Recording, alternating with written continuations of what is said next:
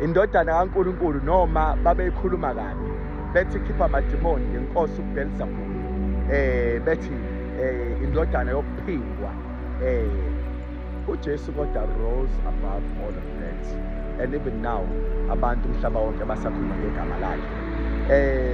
There were many times where people tried to judge me, thinking maybe amandla kaNkulunkulu azokwehla. Ngicela ukukutshena something.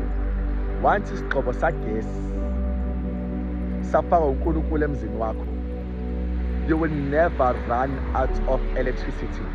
Kunabantu la ugesi waphela ukubona, but uma isigxobo sagesi sisegcekeni lakho sifaka uNkulunkulu, ugesi awupheli.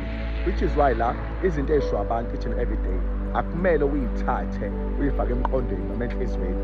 Qhubeka wenza intando kaNkulunkulu, ngoba ukuze uphakame kumele labo bantu bebe khona, beba ama-witness, just like baba ama-witness esephanyele emthini wehlazo, just like baba ama-witness esevukile.